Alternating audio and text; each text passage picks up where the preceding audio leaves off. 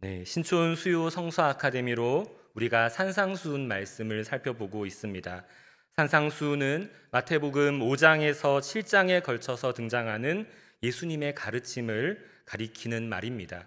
예수님께서 이 말씀을 산 위에서 하셨기 때문에 산상수훈이라고 부른다라는 사실을 우리가 첫 시간에 배웠습니다. 첫 시간에는 팔복에 대해서, 또 지지난주부터는 세상의 빛과 소금을 주제로 말씀을 나누고 있는데요. 오늘은 세상의 빛과 소금 세 번째 시간입니다. 지난주까지 우리는 세상의 소금으로 부름받았다는 사실이 어떤 의미인지에 대해서 배웠습니다. 소금은 맛을 내고 썩지 않게 만들고 변하지 않는 성질을 가지고 있으며 더러운 것은 정결하게 만듭니다. 또 경작할 땅을 기름지게 하는 역할도 담당했습니다.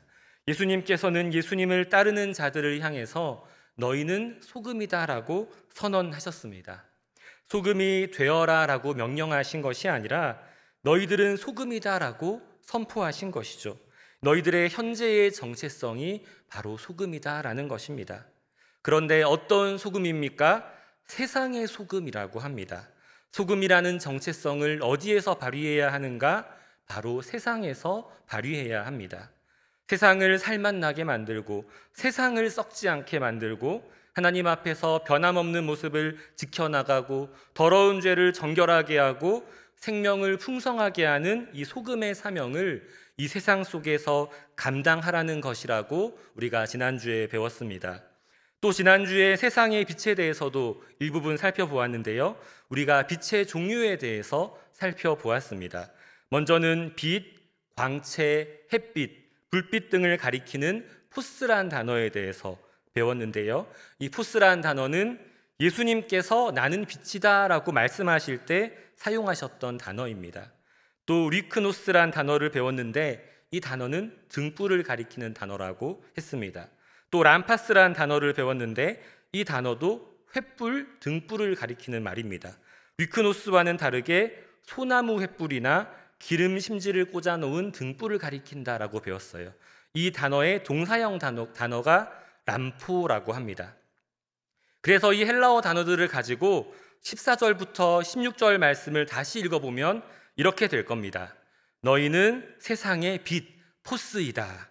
산 위에 있는 동네가 숨겨지지 못할 것이요 사람이 등불, 리크노스를 켜서 말 아래에 두지 아니하고 등경 위에 두나니 이러므로 집안 모든 사람들에게 비치느니라. 람포한다는 뜻이죠. 이같이 너희 빛, 이 포스가 사람 앞에 비치게 해서 람포하게 해서 그들로 너희 착한 행실을 보고 하늘에 계신 너희 아버지께 영광을 돌리게 하라. 이렇게 우리가 읽어볼 수 있습니다.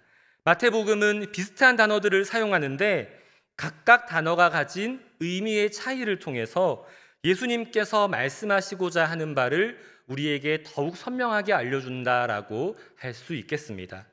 예수님이 너희는 등불이다, 너희는 횃불이다 이렇게 말씀하셔도 되는데 굳이 예수님께서 포스란 단어를 사용하셨다라고 마태는 보는 것이죠. 포스라는 단어는 예수님이 자신을 세상의 빛이다라고 소개할 때 사용한 단어라고 설명을 드렸습니다. 보통 빛이 아니라 생명의 빛, 구원의 빛, 진리의 빛을 가리키는 말입니다. 이 부분에서 우리는 16절에서 말하는 제자들이 비추어야 할 빛이 어떤 빛인지를 알 수가 있죠. 제자들은 포스로서의 빛을 비추어야 하는 것입니다. 세상의 빛 대신 예수님을 드러내야 하는 것입니다. 그러려면 어떻게 해야 할까요? 밤하늘의 달과 같은 역할을 해야 된다라고 지난주 설교 때 담임 목사님 말씀하셨죠. 밤하늘을 올려다보면 달이 환하게 빛나는 것 같지만 사실 이 달은 태양의 빛을 반사해서 빛을 내는 것입니다. 스스로는 아무런 빛도 낼 수 없는 내가 어떻게 세상에 비칠 수 있지? 이런 생각을 할 수 있지만 예수님은 우리에게 스스로 빛을 내라고 스스로 발광하라고 말씀하신 것이 아닙니다. 예수님은 우리가 예수님을 바라봄으로써 예수님의 빛을 세상으로 반사해서 비추라라고 말씀하시는 것이지요. 여기까지가 지난주에 함께 배웠던 내용입니다. 복습 차원에서 다시 한번 요약해서 설명을 드렸습니다. 그런데 우리가 예수님을 바라보고 그 빛으로 세상을 반사해서 비추는 역할을 잘 감당하면 무슨 일이 일어날까요? 14절 하반절에 이렇게 기록되어 있습니다. 산 위에 있는 동네가 숨겨지지 못할 것이요 라고 말씀하셨습니다. 우리가 달처럼 또 거울처럼 예수님을 바라보고 예수님께서 비추시는 그 빛을 세상으로 잘 비추게 되면 산 위에 있는 동네가 숨겨지지 못할 것이다 라고 말합니다. 빛이 비추면 어두운 곳이 밝아지고 어둠 속에 묻혀있던 것이 드러나게 됩니다. 마찬가지로 세상의 빛으로 부름받은 제자들은 진리의 빛을 세상 가운데 비추는 것입니다. 그러면 이 빛을 통해서 참과 거짓이, 선과 악이, 진리와 죄악이 분명하게 드러나는 것입니다. 창세기 29장에 보면 야곱이 레아와 결혼하는 이야기가 나옵니다. 야곱이 형 에서를 피해서 삼촌 라반의 집으로 도망을 가죠. 거기서 라반의 둘째 딸 라헬을 만나서 한눈에 반하게 되었습니다. 야곱은 라헬을 아내로 얻기 위해서 7년을 하루같이 여기며 일했다라고 합니다. 그런데 그토록 기다렸던 결혼 첫날 밤에 야곱이 누구를 아내로 맞아들였을까요? 라헬이었을까요? 아니죠. 레아를 아내로 맞이합니다. 그래서 창세기 29장 25절은 이렇게 시작합니다. 야곱이 아침에 보니 레아라, 이렇게 시작합니다. 이 야곱은 성경에 등장하는 인물 중에서 지혜롭고 약삭 빠르기로 소문난 인물입니다. 절대 손해는 보지 않을 것 같던 이 야곱이 어떻게 이런 실수를 했을까요? 레아가 면사포를 쓰고 신방에 들어갔고요. 이후에 불을 껐기 때문에 야곱이 신부의 얼굴을 확인할 수가 없었던 것입니다. 아무리 지혜롭고 똑똑한 야곱이라고 해도 빛이 없으니까 앞에 있는 여인이 자신이 사랑하는 라헬인지 아닌지를 구분하지 못한 것입니다. 마찬가지로 이 빛이 없으면 라헬과 레아를 구분하기 어려운 것처럼 선한 것과 악한 것을 구분하기가 어려워지고요. 진리인지 죄악인지 구분하기가 어려워집니다. 하지만 우리가 생명의 빛이고 진리의 빛이 되시는 예수님을 바라보고 예수님의 빛을 반사해서 세상에 비춘다면 진리의 빛 가운데서 모든 것이 환하게 드러나는 것입니다. 제자들, 그리스도인들의 사명이 바로 이러한 역할을 감당하는 것입니다. 우리가 가는 곳마다 진리가 드러나고 또 죄가 드러나야 합니다. 그래서 자기가 죄를 짓는지 모르고 살아가는 사람들을 부끄럽게 해야 하고, 자기가 어둠의 자녀임을 모르고 사는 사람들에게 참된 빛의 세계를 보여주어야 합니다. 이 세상에는 결코 참 생명, 참 진리가 없음을 알려주고 참된 생명과 진리는 오직 빛의 세계 안에만, 예수님 안에만 있음을 깨닫게 해야 합니다. 그런데 우리가 이 세상의 빛으로 사명을 감당할 때에 유의해야 할 점이 있습니다. 우리가 세상의 빛 역할을 감당하겠노라고 그 생각에만 사로잡혀서 손가락으로 또 입으로 비판하고 비난하는 일에만 몰두해서는 안 될 것입니다. 내 생각과 내 관점만 옳은 것처럼 다른 사람들을 손가락질하고 정죄하는 것이 세상의 빛의 역할은 아닐 것입니다. 물론 진리는 고독하기 때문에 때때로 진리를 외치는 가운데 우리는 불화를 경험하기도 하고요, 불이익을 당할 수도 있습니다. 하지만 우리가 세상의 빛으로서 말하거나 지적하는 것을 넘어서 우리는 세상의 빛으로서 살아가야 합니다. 여러분, 이런 경험 한 번씩 있을 것입니다. 횡단보도에서 초록불을 기다리는데 도로 폭도 좁고 차도 별로 오지 않습니다. 그럴 때 어떤 유혹에 빠지시나요? 그냥 한번 건너볼까, 그런 생각 안 하시나요? 저는 그런 생각을 참 많이 합니다. 그러다가 발을 내딛다가 다시 제자리로 돌아올 때가 많습니다. 어떨 때 그러냐면 옆에서 누군가 정직하게 신호를 기다리고 있을 때 제가 부끄러워져서 다시 제자리로 돌아오곤 합니다. 저 사람도 저렇게 신호를 기다리는데 나도 같이 기다려야지, 이렇게 생각하며 마음을 고쳐먹은 일이 적지 않습니다. 말을 하는 것은 비교적 쉬운 겁니다.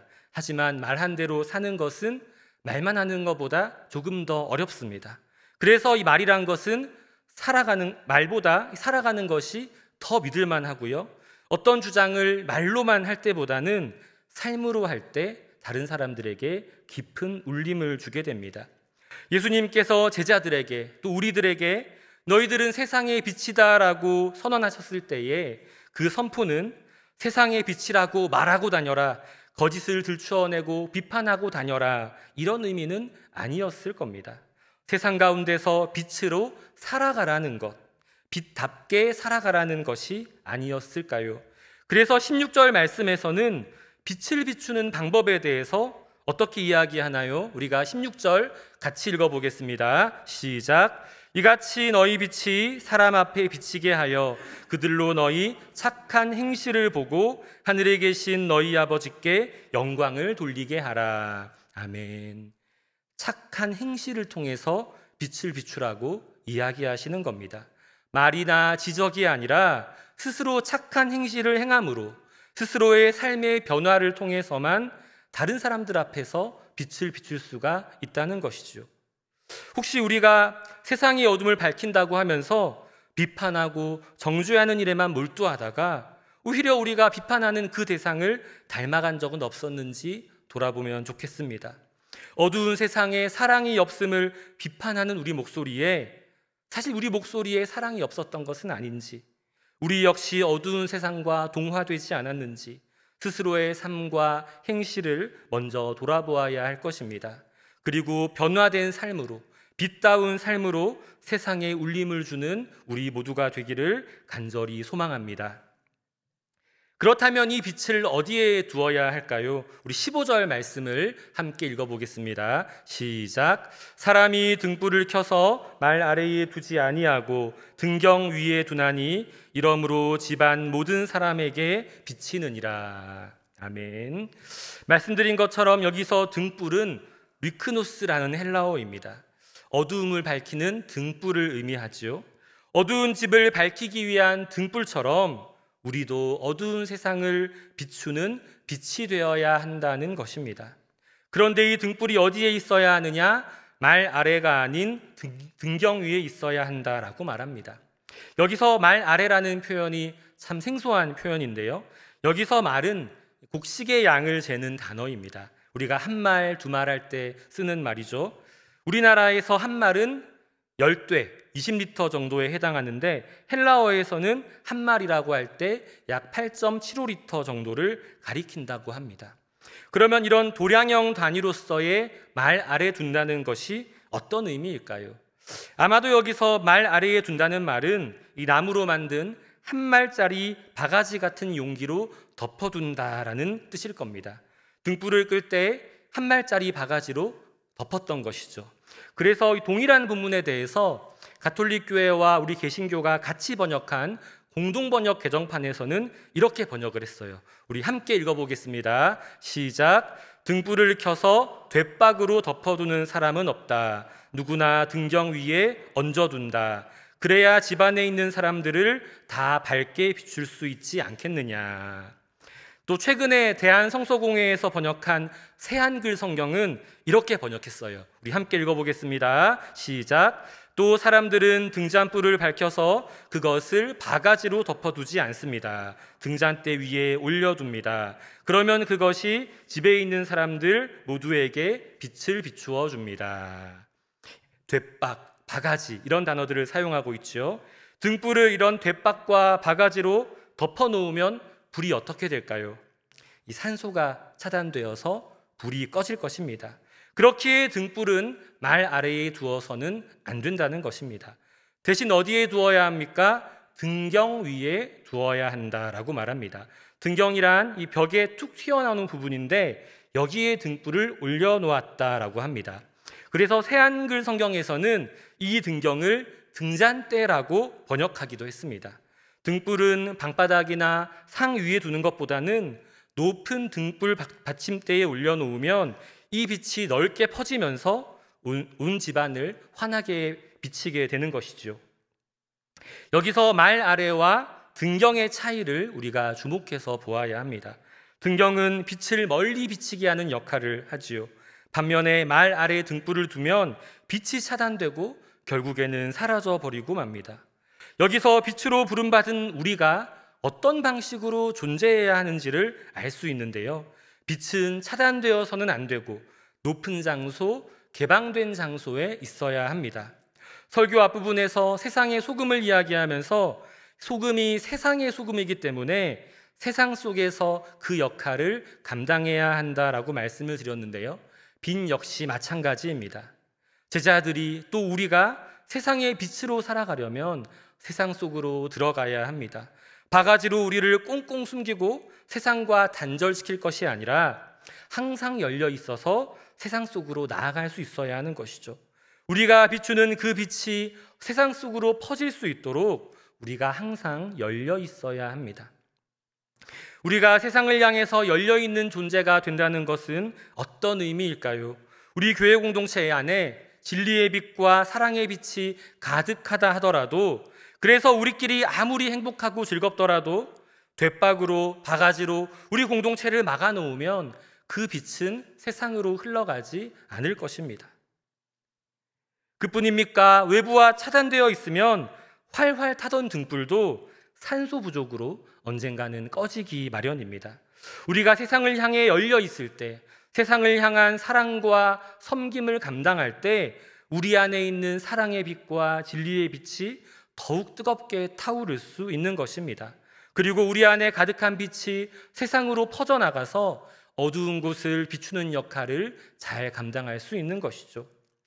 또 등경 위에 놓인 등불은 높은 곳에 위치하기 때문에 더 넓은 곳을 비출 수 있게 됩니다. 제자들이 또 오늘날의 그리스도인들이 빛이 꼭 필요한 곳, 빛을 비추기에 적합한 곳에 위치해야 하는데 그곳이 높은 곳일 수 있다는 것입니다. 이 말씀을 고지론이라고 하죠. 높은 곳에 올라야 복음을 잘 전할 수 있다는 식으로 해석하는 경우가 있었습니다. 그리스도인들이 성공하고 높은 자리에 올라서 선한 영향력을 끼쳐야 한다는 것이죠. 아예 틀린 말은 아닐 것입니다. 다만 우리는 혹시 우리가 고지에 올라가고 싶은 내 욕심을 소명으로 포장하지 않았는지 돌아볼 수 있어야 할 것입니다. 또 성공하고 높은 자리에 오르는 그 자체를 소명으로 우리의 목적으로 여기는 실수를 범해서도 안 될 것입니다. 그리고 고지에 오른, 성공하고 높은 자리에 오른 그리스도인들이 정말 모범을 보였는지 돌아보아야 합니다. 물론 사회에서 명망 있는 그리스도인으로서 선한 영향력을 끼친 경우도 참 많이 있지요. 우리 주변에도 그런 분들이 적지 않습니다. 하지만 여러 가지 비리와 범죄에 연루된 지도자들이 우리와 같은 기독교인이란 사실에 실망하고 좌절했던 경험을 했던 기억도 다들 가지고 계실 것입니다. 그러면 그리스도인들이 성공하지 말고 높은 자리도 가지 말라는 말이냐, 이렇게 되물을 수도 있겠는데요. 전 요즘에 이 정도 중간 결론을 가지고 살아가는 것 같습니다. 누구든 성실하고 정직하게 노력해서 거기에 걸맞는 위치에 올라가는 것이 나쁜 일이 아니고 축하할 일이고 기쁜 일이다. 또 성공해서 고지에 오르고자 하는 욕심도 나쁘다고만 볼 수 없겠다. 하지만 그리스도인이라면 자신의 지위가 높아지고 영향력이 커질수록 더욱더 자신의 언행을 되돌아보고 예수님의 진리와 사랑의 빛을 전할 수 있도록 애써야겠다. 아울러 어디에서든, 높은 곳에서든 낮은 곳에서든 세상의 빛으로 살아가야겠다. 이런 생각을 요즘에 많이 하는 것 같습니다. 덧붙여서 이런 생각도 많이 합니다. 등경 위에 등불이 위치해야 하는 것은 빛이 꼭 필요한 곳에 빛을 잘 전하기 위함입니다. 그렇다면 꼭 높은 곳이 아니라도 혹시 너무 캄캄해서 빛이 들어오지 않는 곳이 있다면 그곳을 찾아가는 것도 제자들의 사명이고 우리 그리스도인들의 사명이겠다, 이런 생각을 하는 것 같습니다. 누군가는 큰 영향력을 끼치는 등잔대와 같은 자리에서 제자다운 삶을 살아가면서 삶으로 예수님을 드러내고요. 또 누군가는 아무도 쉽게 찾아가지 않는 어두운 자리, 빛이 꼭 필요하고 소외되고 그늘진 자리에 찾아가서 빛을 비춘다면 그 또한 의미가 있겠다. 이 두 가지가 조화를 이루면서 이 세상 가운데 하나님의 뜻이 이루어지겠구나, 이런 생각을 요즘 많이 하게 됩니다. 그렇기에 세상의 빛으로 살아간다는 것은 세상을 향해 열려 있다는 뜻이고요. 세상에서 명망 있는 자리에 오르고 권력과 명예를 가진다 하더라도 그것을 마음대로 휘두르기보다는 그것을 통해 예수님의 빛을 드러내야 하는 사명과 책임의 자리입니다. 남들은 이 정도 성공하고 자리 잡으면, 그렇게 남들이 부러워하는 자리에 오르고 나면 떵떵거리고 편하게만 사는데, 그리스도인으로서 세상의 빛으로 부름받아서 살면 그렇게 할 수 없다는 것입니다. 그래서 불편하고 부담되는 일입니다. 때로는 어둡고 소외된 자리라 할지라도 하나님께서 부르시면 빛을 비추기 위해서 찾아가야 합니다.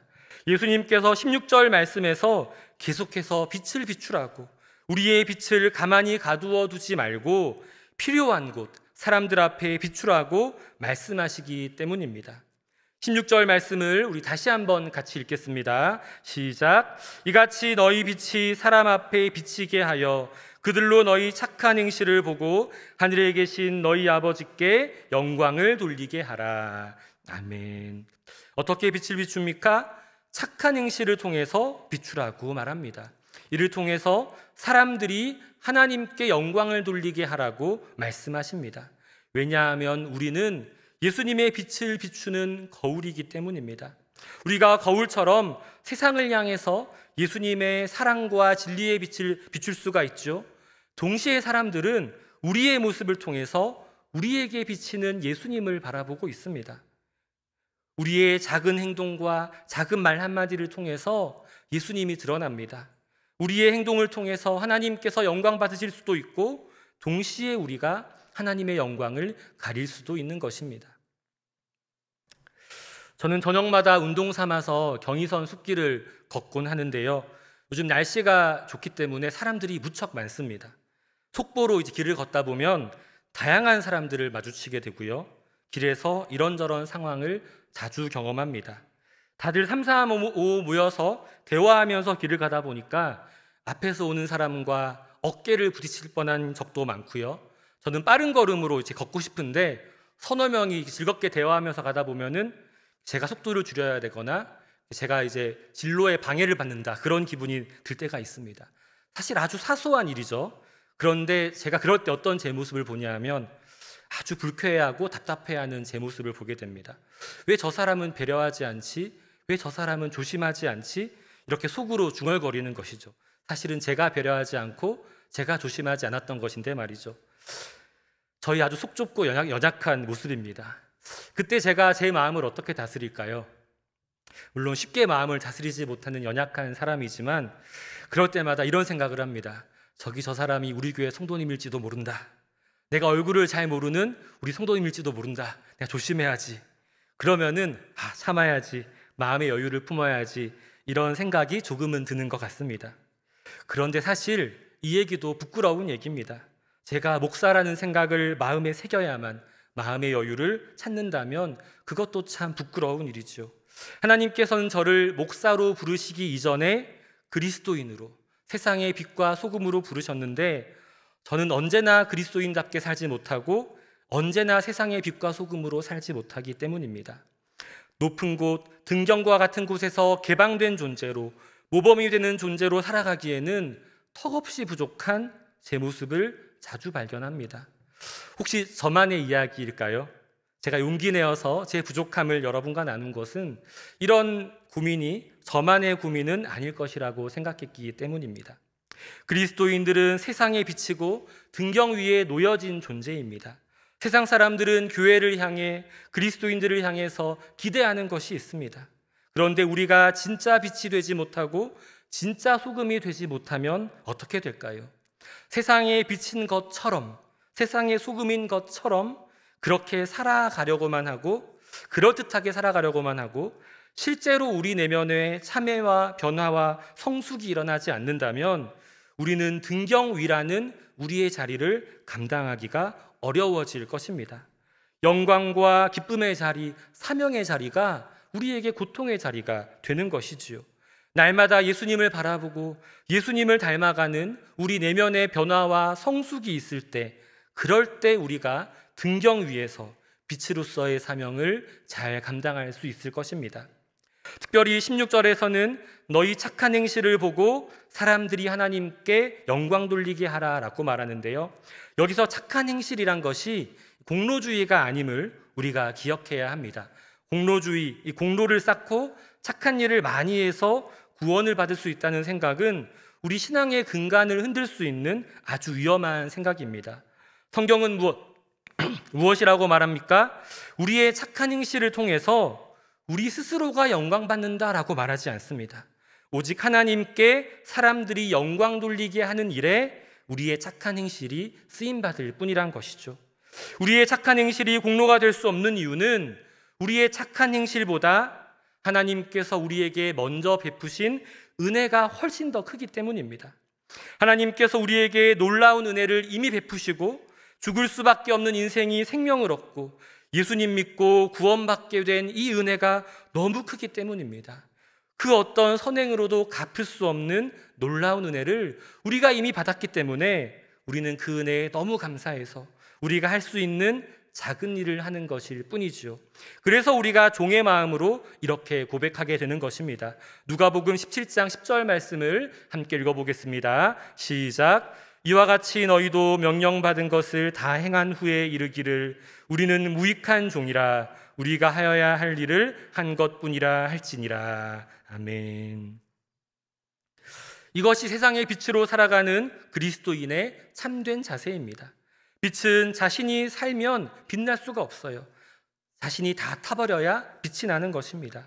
소금이 녹아서 짠맛을 내듯이 빛이 태워져야 진정한 빛을 발할 수 있습니다. 그렇기에 우리 착한 행실을 통해서 오히려 나는 죽어지고 하나님의 영광만 드러내야 하는 것입니다.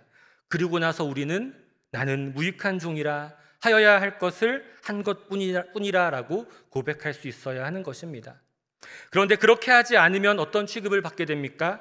짠맛을 잃은 소금이 아무 쓸모가 없듯이 감춰진 등불도 아무 쓸모가 없습니다.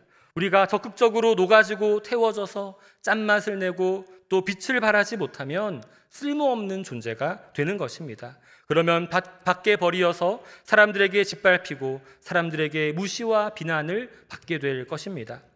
이름은 소금인데 짠맛을 내지 못하고, 이름은 빛인데 빛을 내지 못하고, 이름은 그리스도인인데 예수님을 드러내지 못할 때 우리는 본질을 잃어버린 쓸모없는 존재가 된다는 것입니다.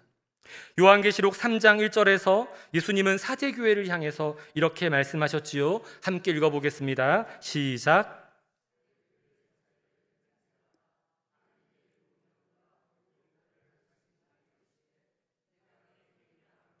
내가 살았다 하는 이름은 가졌으나 죽은 자로다. 아멘. 겉으로는 그리스도인이고 목사고 장로고 권사고 집사인데 교적상으로는 신촌교회 등록교인인데 우리가 예수님을 드러내지 못할 때 우리는 제가 아무리 목사라도 여러분이 아무리 직분자요 등록교인이라도 실제로는 죽은 자고 생명을 잃은 자고 가치 잃은 그리스도인이 되어서 버림받고 무시당한다는 것입니다. 그렇다면 우리가 어떻게 예수님을 드러낼 수 있을까요? 촛불이나 등불은 스스로 불을 붙일 수가 없습니다. 누군가 불을 붙여줘야 하죠. 이 불을 붙여주시는 분이 바로 우리 주님이십니다. 예수님께서 우리에게 성령의 불, 은혜의 불을 내려주셔야 합니다. 성령 충만하여서 활활 타는 존재가 되어야 합니다. 또 우리는 달과 같다고 했었지요. 우리가 성령 충만하고 은혜 충만할 때 우리가 밝은 보름달처럼 세상을 비출 수 있을 것입니다. 중요한 것은요, 등불이든 달이든 그 빛이 어디서 오느냐 하는 것입니다. 우리는 스스로 빛을 내는 존재가 아니라 예수님 바라보고 예수님 닮아가며 예수님과 동행하면서 예수님의 빛을 세상에 전하는 존재다라는 사실을 꼭 기억해야 합니다. 이제 말씀을 맺으려 하는데요, 이 산상수훈의 한가운데는 주기도문이 있습니다. 우리가 몇 주 후에 배우게 될 텐데요, 예수님께서는 제자들에게 나라가 임하시오며 뜻이 하늘에서 이루어진 것 같이 땅에서도 이루어지이다라고 이렇게 기도하라고 말씀하셨습니다. 너희들은 세상의 빛과 소금이라는 예수님의 가르침과 이 주기도문의 기도가 같은 산상수훈 안에 들어와 있습니다. 그렇기 때문에 오늘 말씀과 주기도문의 기도는 같은 맥락에서 읽을 수 있겠고요, 이렇게 이해할 수 있을 것 같습니다. 우리가 세상의 소금으로 빛으로 살아갈 때 하나님의 나라가 이 땅에 임하고 하나님의 뜻이 하늘에서 이루어진 것 같이 이 땅에서도 이루어질 것이다. 연약한 우리를 세상의 소금으로 빛으로 불러주신 예수님의 부르심을 따라서 예수님을 바라보며 우리의 내면이 예수님닮게 변화되고 성숙해져서 하나님께 영광 돌리고 하나님 나라를 경험하는 신촌의 모든 성도님들이 되시기를 간절히 소망하고 축복합니다. 이 시간 저희들을 소금으로 또 빛으로 불러주신 그 부르심을 생각하며 함께 찬양하기 원하는데요. 나를 세상의 빛으로 함께 찬양하면서 기도의 자리로 나아가겠습니다.